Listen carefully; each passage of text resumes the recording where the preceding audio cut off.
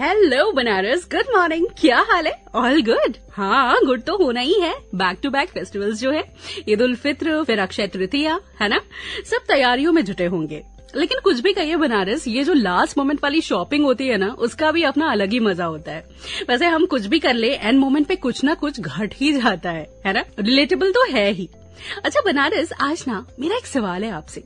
अगर आपको जिंदगी में किसी एक इंसान के लिए जो आपके लिए बहुत खास है, उनके लिए कोई तोहफा लेना हो, तो आप क्या लेंगे? बताइए। कोई इतना जो आपकी जिंदगी में बहुत मायने रखता है और आप सोच रहे हैं कि इतना महंगा इंसान है, मैं इसे दे देकर भी दूं तो क्या दूं? ये सवाल आएगा आपके जहन में।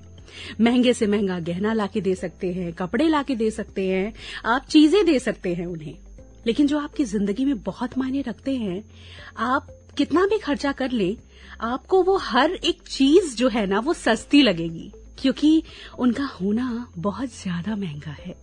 वो बहुत महंगे हैं। इस वक्त जो मैं आपसे बात कर रही हूँ और आपके जहन में जो आ रहे हैं, आपके पास जवाब है उस चीज का कि वो कितने मायने रखते हैं आपकी जिंदगी में। अब सोचिए, मेरे साथ कुछ दिनों पहले एक ऐसा वाकया हुआ। मुझे किसी के लिए बर्थडे प्रेजेंट लेना था और मैं सोच रही थी कि इतनी महंगी रूह है, इतना महंगा शख्स, मैं इसे दूं तो क्या दूं? कुछ लोग होते हैं, उनके विचारों से, उनके रहन सहन, उनकी बातें, उनका होना, वो आपको जो हिम्मत देते हैं, जो हौसला अफजाई करते हैं, आप उसकी क्या ही कीमत लगा सकते हो? आपके पास करोड़ों हो, अरबों हो, लेकिन आप उनके लिए कोई तोहफा डिजाइन कर ही नहीं सकते। ऐसी कोई दुकान ही नहीं है जहां से आप कुछ ऐसा खरीद सके उनके लिए। तो क्या दिया जाए? बताइए। आपकी जिंदगी में जो शख्स ज्यादा मायने रखें, जो बहुत महंगे हों, उसे कुछ तोहफा देना हो तो क्या दिया जाए? मैं बताऊं, प्यार दिया जाए, इज्जत दी जाए, वैल्यू, अहमियत। आई थिंक अहमियत से बेहतर तोहफा कोई नहीं हो सकता। वक्त, अहमियत, प्यार, इज्जत, ये वो चीजें हैं जो मन की दुकान में होती हैं और इनका कोई मोल नहीं है, ये अनमोल है। तो देनी हो तो आप ये चीजें जरूर दे सकते हैं, बेशुमार दे सकते हैं। ठीक है, तो मन की दुकान खुली रखें और तोहफों के साथ इन चीजों को जोड़ें। कहीं जाइएगा नहीं। I be right back, keep listening to आपकी वाणी आकाशवाणी, मेरे यानी सना के साथ। Good morning Banaras. हाँ जी, welcome back to Banaras number 1 radio show good morning Banaras, only on world's number 1 radio station, आपकी वाणी आकाशवाणी। स्टूडियो की घड़ी में बज चुके हैं 7। तारीख है आज 19 अप्रैल 2023 और दिन है आज बुधवार का। तो चलिए फटाफट से इस सफर का आगाज करते हैं आज और देखते हैं क्या हो रहा है देश दुनिया और अपने शहर बनारस में खास। श्रोताओ, G20 से जुड़े देशों के 80 से अधिक प्रतिनिधि काशी में हैं। इस दौरान काशी की कला और संस्कृति से भी इनका साक्षात्कार हो रहा है। प्रतिनिधि पहले और दूसरे दिन नमो घाट से क्रूज पर सवार होकर गंगा आरती और बदलती काशी को देखने के साथ महात्मा बुद्ध की तपोस्थली सारनाथ पहुंच बुद्ध के वैश्विक संदेश को सहेजने के बाद आज अंतिम दिन पंडित दीनदयाल हस्तकला संकुल ट्रेड फैसिलिटेशन सेंटर का दौरा करेंगे। जी हाँ, इस सेंटर पर मेहमान स्थानीय कारीगरों के उत्पाद और इसके निर्माण के तौर तरीकों को जानेंगे। इसी के साथ काशी के वस्त्र इतिहास की झलक भी देखेंगे। बनारसी साड़ी, लकड़ी के खिलौने, गुलाबी मीनाकारी की बारीकियां भी समझेंगे। TFC में भारतीय कृषि अनुसंधान परिषद ICAR और राज्य कृषि विभाग के प्रमुख संस्थानों की एक छोटी प्रदर्शनी भी यहां आयोजित होगी। इसमें कृषि उत्पाद यंत्र जैसी चीजों को दिखाया जाएगा। इसके अलावा FPO यानी कृषि उत्पादक संगठनों की उपलब्धियां भी रखी जाएंगी। और बता दूं आपको कि ये कार्यक्रम पूरी तरह से काशी की कला और संस्कृति से मेहमानों को रूबरू कराने के लिए आयोजित किया गया है। इसके साथ ही आज मुख्य चर्चाएं होंगी 2023 communique discussion and finalisation of the MCAS। और जैसा कि मैंने अभी बताया कि मेहमान दोपहर में बड़ा लालपुर स्थित ट्रेड फैसिलिटेशन सेंटर का भ्रमण करेंगे और रात में शास्त्रीय संगीत के साथ फेयरवेल डिनर का लुत्फ भी उठाएंगे। इसके अलावा G20 समिट का आयोजन कालीन व्यवसाय के लिए बेहद लाभकारी साबित हो सकता है। जी हाँ, कालीन निर्यात संवर्धन परिषद CEPC के चेयरमैन उमर हमीद का भी कहना है कि CEPC भी प्रयास करेगी कि व्यवसाय की चर्चा हो तो वाराणसी के साथ भदोई और मिर्जापुर के कालीन की भी खूबियों पर बात हो, ताकि व्यवसाय के लिहाज से इन जिलों को भी लाभ हो। और इसका एक प्रस्ताव वस्त्र मंत्रालय को भी दिया गया है। इसके अलावा संचारी रोग नियंत्रण अभियान के तहत दस्तक अभियान की शुरुआत सोमवार 17 अप्रैल से हो चुकी है। जी हां, स्वास्थ्य विभाग की टीम घर घर जाकर संचारी रोग के संभावित मरीजों की तलाश करेगी। सूची तैयार कर उन्हें अस्पताल में भर्ती कराया जाएगा। डेंगू, मलेरिया, चिकनगुनिया, कालाजार, फाइलेरिया, टीबी, फ्लू, वायरल पर नियंत्रण के उद्देश्य से अप्रैल में अभियान चलाया जाता है। सीएमओ डॉक्टर संदीप चौधरी जी ने बताया कि दूसरे चरण में आशा, आंगनबाड़ी कार्यकर्ता लोगों को बीमारी के कारण बचाव की जानकारी देंगी। फुल आस्तीन के कपड़े पहने, मच्छर रोधी क्रीम लगाने, सोते समय मच्छरदानी का प्रयोग करने, किसी भी बर्तन में पानी जमा न होने, कूलर में भरे पानी और फ्रिज के पीछे की ट्रे, गमलों, टूटे हुए टायर, अन्य बर्तनों के पानी को साफ करने और दरवाजे और खिड़कियों में जाली लगवाने के प्रति प्रेरित किया जाएगा। इसके अलावा इस वर्ष का पहला सूर्य ग्रहण कल यानी 20 अप्रैल को होगा। कल ही अमावस्या भी है। ये सूर्य ग्रहण भारत में नहीं दिखाई देगा। इस कारण भारत में सूतक की मान्यता भी नहीं होगी। भारतीय समय के अनुसार सूर्य ग्रहण सुबह 7 बजे प्रारंभ हो जाएगा और ऑस्ट्रेलिया और आसपास के कुछ देशों में दिखाई देगा।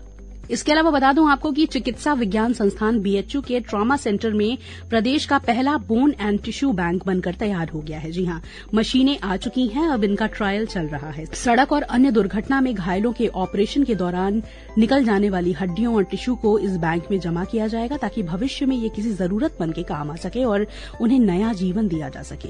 बीएचयू ट्रॉमा सेंटर में हर दिन वाराणसी और आसपास के जिलों के साथ ही बिहार, झारखंड और अन्य प्रदेशों से घायल इलाज के लिए आते हैं। इनमें कई ऐसे होते हैं जिनके हाथ, पैर और शरीर के अन्य हिस्सों की हड्डियां टूट जाती हैं। ऑपरेशन के दौरान जो हड्डियां जुड़ नहीं पाती उन्हें मजबूरी में निकालना पड़ता है। यही टिश्यू के साथ भी होता है। अब इन हड्डियों और टिश्यू को ट्रॉमा सेंटर में बने बोन एंड टिश्यू बैंक में जमा किया जा सकेगा। जानकारी के मुताबिक नई दिल्ली स्थित एम्स के बाद बीएचयू में खुलने वाला बोन एंड टिश्यू दूसरा बैंक है। इसके अलावा खुशियों के त्योहार ईद उल फित्र में अब कुछ ही दिन बचे हैं। पूर्वांचल की प्रमुख मंडी दाल मंडी में इन दिनों ग्राहकों की सर्वाधिक भीड़ देखने को मिल रही है। ईद का त्योहार संभवतः 22 अप्रैल को मनाया जाएगा। चंद्र दर्शन अगर उर्दू की तारीख 29 का नहीं हुआ तो 23 अप्रैल को ईद उल फित्र का त्योहार निश्चित रूप से मनाया जाएगा। इसके अलावा एक जरूरी सूचना दे दूं बनारस आपको कि अस्पतालों में पेट संबंधी बीमारी, बुखार, चेहरे में जलन जैसा महसूस होने वाले मरीज पहुंच रहे हैं। बच्चों में उल्टी, दस्त की शिकायत है। इससे स्वास्थ्य महकमा सतर्क हो गया है। सरकारी अस्पतालों, स्वास्थ्य केंद्रों पर मरीजों को भी हीट स्ट्रोक से बचाव के प्रति जागरूक किया जा रहा है। तो ऐसे में कुछ जरूरी बातें आप जान लीजिए कि बहुत जरूरी ना हो तो तेज धूप में बाहर निकलने से बचिए। बाहर निकलिए तो सिर और चेहरे को अच्छी तरह से ढककर निकलिए। खाने में हरी सब्जियां, खीरा, नींबू और पानी का ज्यादा से ज्यादा सेवन कीजिए। धूप से आने के बाद तुरंत फ्रिज का पानी मत पीजिए, क्योंकि इस गर्मी के मौसम में अगर आपको बीमारियों से अपने आप को दूर रखना है तो ये सारे उपायों को अपनी जीवन शैली में जरूर से शामिल करिए। तो जी, ये रहा देश, दुनिया और शहर बनारस का हाल समाचार। Now let's move on to the history and special events of today, that is 19th of April। देश के अंतरिक्ष के इस सफर में साल 1975 को 19 अप्रैल का खास महत्व है। जी हां, दरअसल यही वो दिन है जब भारत रूस की मदद से अपना पहला उपग्रह आर्यभट्ट लॉन्च कर अंतरिक्ष युग में दाखिल हुआ था। 1999 में बीबीसी द्वारा अंतर्राष्ट्रीय समाचार पत्रिका आरंभ करने की योजना बनाई गई। प्रथम अंतरिक्ष यात्री नील आर्मस्ट्रांग को साल 2006 में उनके द्वारा लाया गया चांद टुकड़ा भेंट किया गया। इसके अलावा साल 1977 में भारत की प्रसिद्ध एथलीट अंजू बॉबी जॉर्ज का जन्म हुआ और ईयर 1968 में बॉलीवुड इंडस्ट्री के जाने माने अभिनेता अरशद वारसी का भी आज है हैप्पी वाला बर्थडे। इसके साथ ही स्पेशल इवेंट्स की बात करूं बनारस तो आज है वर्ल्ड लिवर डे। जी हां, जो हर साल 19 अप्रैल को लोगों की बीमारी के बारे में जागरूकता बढ़ाने के इरादे से मनाया जाता है। इस स्वास्थ्य जागरूकता दिवस पर आयोजित गतिविधियों को विभिन्न अंतर्राष्ट्रीय और स्थानीय शासी समूहों के संघों के साथ आयोजित किया जाता है और इस बार 2023 में वर्ल्ड लिवर डे की थीम है सतर्क रहें, नियमित लिवर चेकअप कराएं, फैटी लिवर किसी को भी प्रभावित कर सकता है। ये थीम बेसिकली नियमित लिवर चेकअप के अभ्यास पर जोर देने पर केंद्रित है। और बाकी इस पर डिटेल डिस्क्रिप्शन देने के लिए इस वक्त मेरे साथ जुड़ चुके हैं अपने शहर बनारस के one of the best gastroenterologist doctor Shekhar Puri. तो आइए सुनते हैं वो हमसे क्या कह रहे हैं। हेलो बनारस, मैं doctor Shekhar Puri, gastroenterologist, gastro liver clinic, Mahmudganj, Varanasi से आज वर्ल्ड लिवर डे पे आपको लिवर संबंधित कुछ समस्याओं से रूबरू कराऊंगा। जैसा कि आप लोग जानते हैं कि लिवर हमारे शरीर का एक बहुत ही महत्वपूर्ण अंग है। ये हमारे बॉडी मेटाबॉलिज्म में सफाई करना यानी डिटॉक्सिफिकेशन में, न्यूट्रिशनल असेसमेंट में काफी मदद करता है। लिवर संबंधित कुछ बीमारियां बहुत ही हमारे समाज में कॉमन है, जो कि हम लोग 2 हिस्सों में बांटते हैं। एक होती है इन्फेक्शस यानी संक्रामक डिजीज, दूसरी होती है नॉन इन्फेक्शस यानी असंक्रामक डिजीजेस। संक्रामक डिजीज में हेपेटाइटिस कॉमनली होता है, जो कि पानी की गंदगी की वजह से या फिर ब्लड के संपर्क की वजह से फैलता है। असंक्रामक डिजीज में होता है जैसे शराब का सेवन कर लेने की वजह से, लॉन्ग टर्म फैटी लिवर होने की वजह से सिरोसिस बन जाता है, लिवर में पस बन सकता है और रेयर केस में लिवर का कैंसर भी डेवलप कर सकता है। जब भी लिवर संबंधित दिक्कतें होती हैं तो व्यक्ति को भूख कम लगना, हल्का फीवर आना, कभी कभी वॉमिटिंग होना, जॉन्डिस होना, पेट के दाहिने ऊपरी तरफ दर्द होना, इन सब तरह की, और कभी कभी खून की उल्टी होना, पेट में पानी भरना, इन सब तरह की समस्याएं आ सकती हैं। लिवर को स्वस्थ रखने के लिए सबसे पहले साफ पानी और साफ खाने का प्रयोग करना है। शराब से, सिगरेट के सेवन से दूर रहना है। खाने में फल है, सलाद है, हरी सब्जी है, इन सब का अच्छे से उपयोग करना है। अगर आपको बीपी, शुगर, थायराइड, कोलेस्ट्रॉल की दिक्कत है तो इसको आप कंट्रोल में रखें।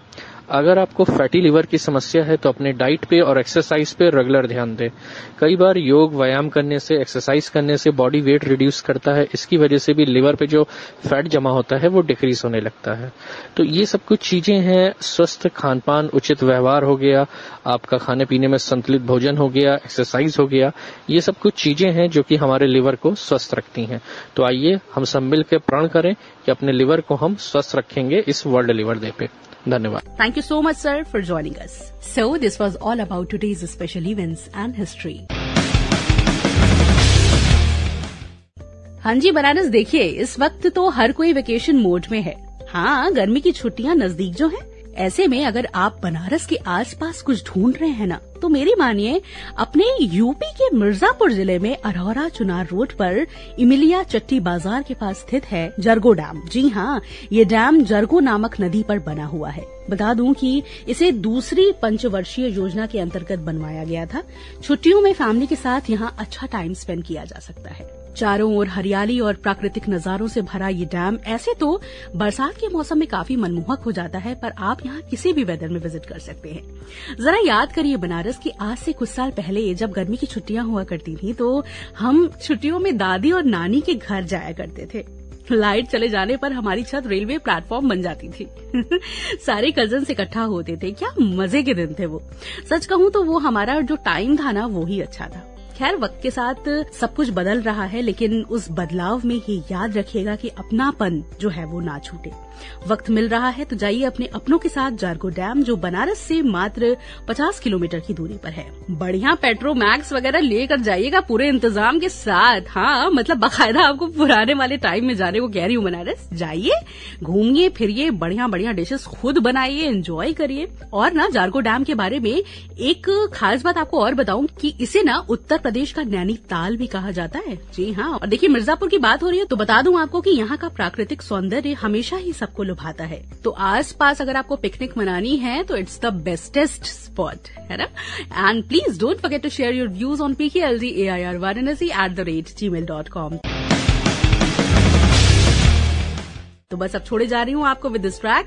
मिलूंगी आपसे 8:45 पर मधुरिमा के साथ। अब से थोड़ी देर में यानी 7:20 से प्रादेशिक समाचारों का सिलसिला जारी रहेगा हमारे गोरखपुर केंद्र से। सुनाओ, this is Sana heading of. खुश रहिए, प्यार बांटिए और 24 घंटों में किसी ना जानने वाले की खुशियों की वजह बनिए। जैसा कि मैंने हमेशा कहा है, कहती हूँ और कहती रहूंगी भी कि बहुत सुकून मिलेगा। ट्राई जरूर कीजिएगा। चलती हूँ, टाटा बाय, दुआओं में याद और अपना ख्याल रखिएगा।